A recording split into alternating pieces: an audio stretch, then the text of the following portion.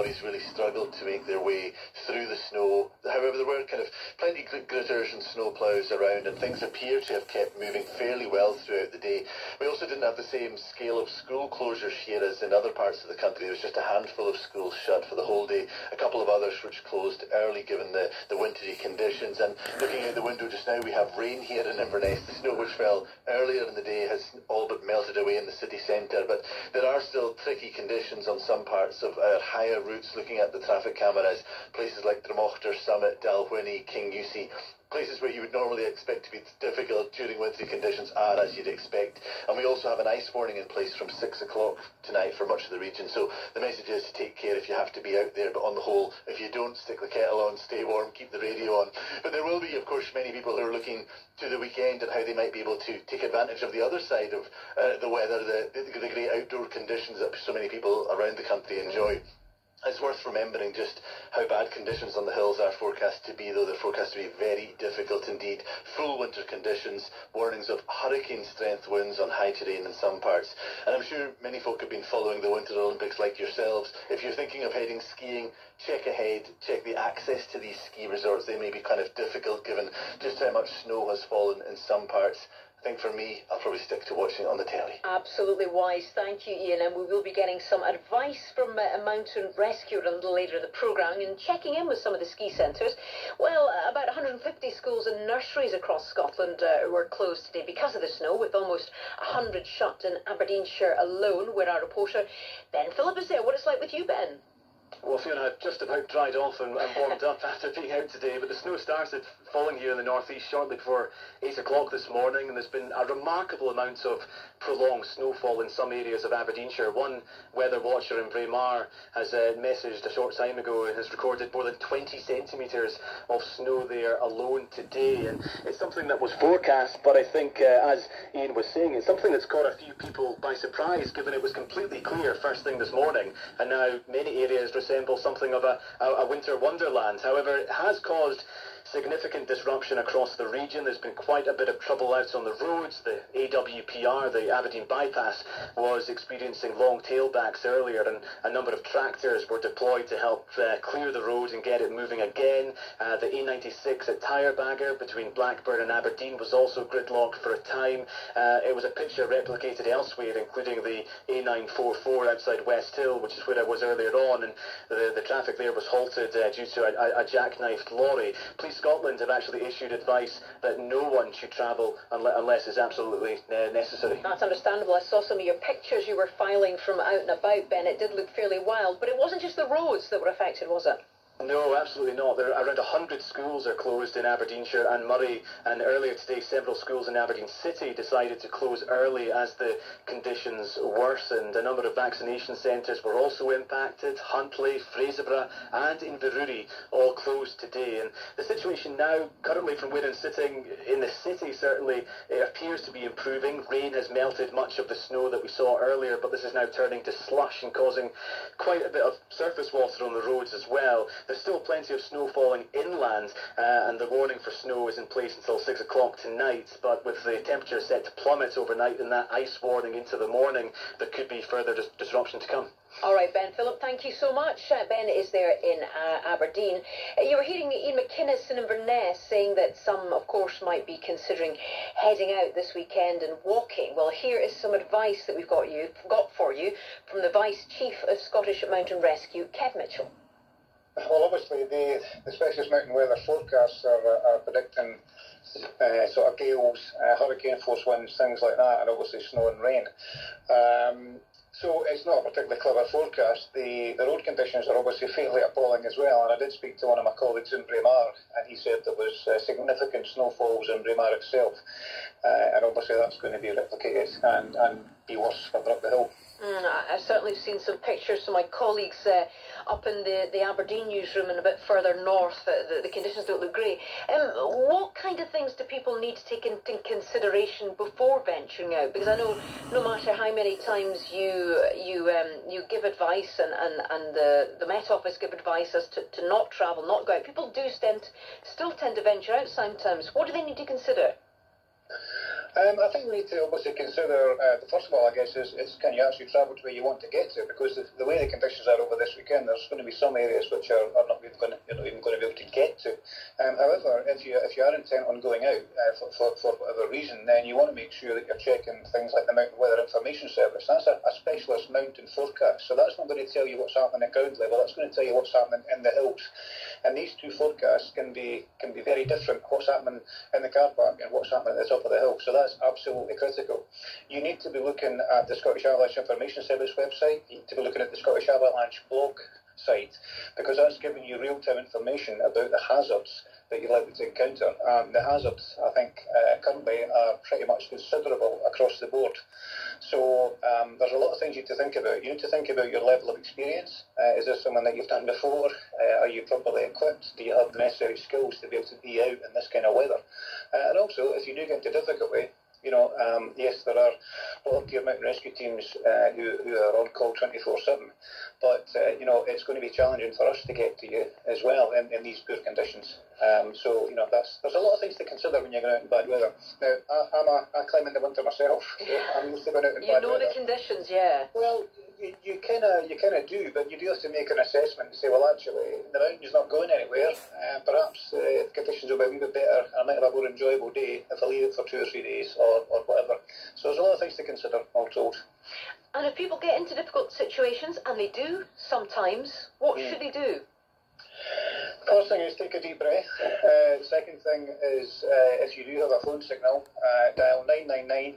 This is quite important. Ask for the police and then ask for mountain rescue.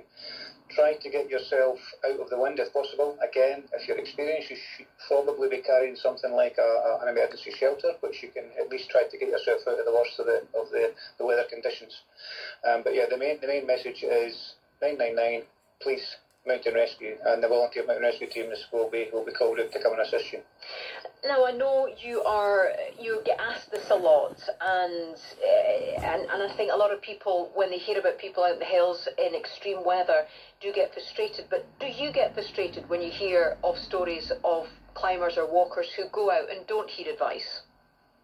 I think it's a very difficult one, Fiona, to be honest, because most of the people in mountain rescue teams are all climbers, or certainly climbers and hill goers, both summer and winter. So we like to go out in the winter. I like to go climbing in the winter. It's a fabulous experience. But you're careful and you take advice, and you look at at forecasts.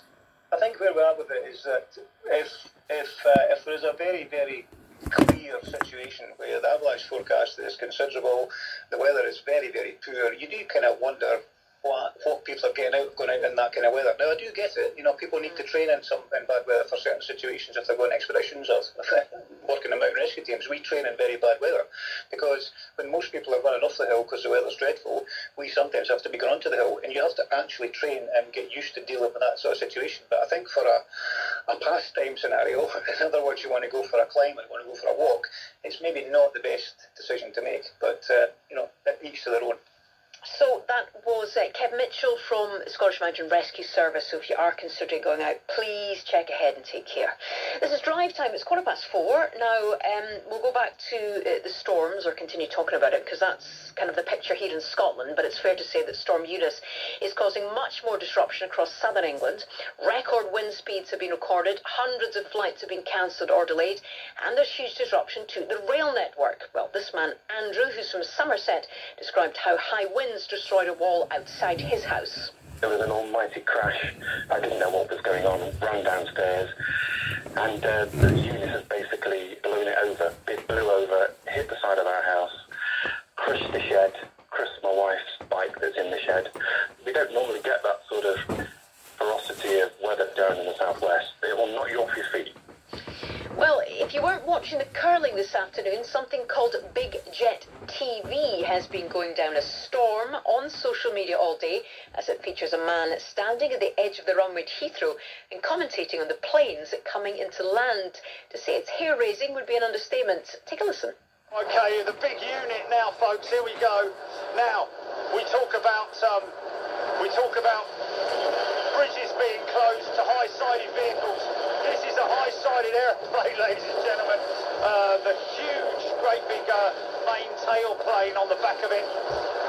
Stabiliser, around about 70 feet off the ground.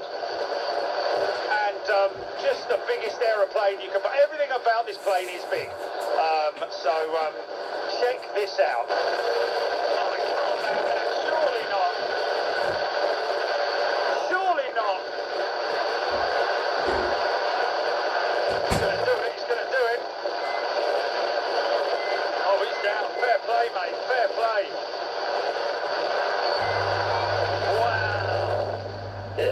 It's just, I mean, we're obsessed by it here. I hope that's not putting you off flying in the future. Let's bring in weatherman John Ketley. Good to have you on, John.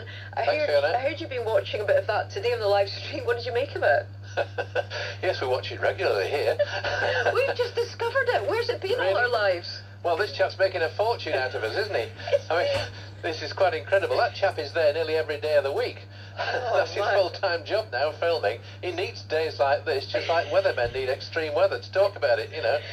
But it is extreme, that's for sure. I think the gusts were 70 miles an hour at Heathrow as these aeroplanes were coming in today. It's incredible. He's got hundreds of thousands of people glued to it at the moment. Anyway, John, just give us a picture of what's been happening, because I think you've been getting it a lot worse down south than we have here in Scotland. What's the picture across England and Wales? Yes, right in the far south, that's where the storms have been at their most fierce. It was always expected to be, of course. The first red warning was for the south of Wales and West Country, and then it was extended across into East Anglia and the south east, where it's still blowing very strongly. There's still gales and severe gale force gusts there for a little while yet, and it's in daylight hours where it's still going to be pretty fierce. But the strongest winds now are coming around that low pressure, which actually tracked across Ireland into central southern Scotland. That's why it was relatively calm for a while earlier in the day in Scotland, and that's when the snow was coming down. But things have changed since then. The winds have strengthened in from the northwest or the north, and we've got those blizzards that we've talked about in Aberdeenshire, of course. But the strong winds across England and Wales are still here, and they're coming across the Irish Sea into much of northern England, the North Midlands, and still into East Anglia. So that's where it's going to be particularly fierce for the next 3 or 4 hours, I would say. And most of the warnings, or at least the amber warning, tends to fizzle out around about 9 o'clock this evening.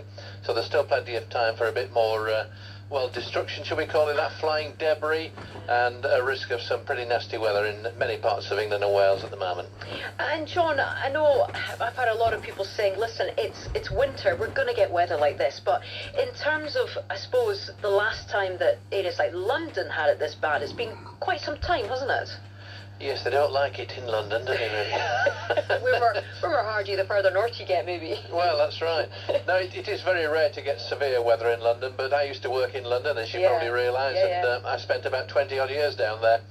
So I know perfectly well it's been just as severe in the past. It's just that we didn't used to call them red warnings. They only came in about 10 years ago.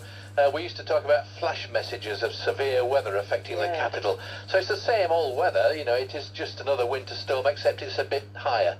It's a degree higher than that.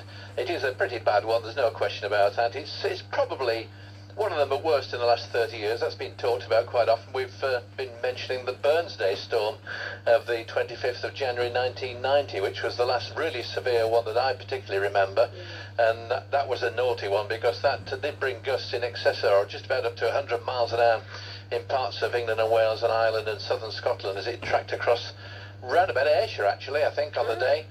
So it's much of central and southern Britain where we did see some really fierce weather on the 1990 storm. But yeah, they don't really come along like this very often. I hope it's not a precursor to something else that's coming in future years. Absolutely. Listen, I'll let you back to Big Jet TV, John. Good to speak to you as always. Thanks so much. I've got better things to do. Good to speak to you. That's weatherman John Ketley there.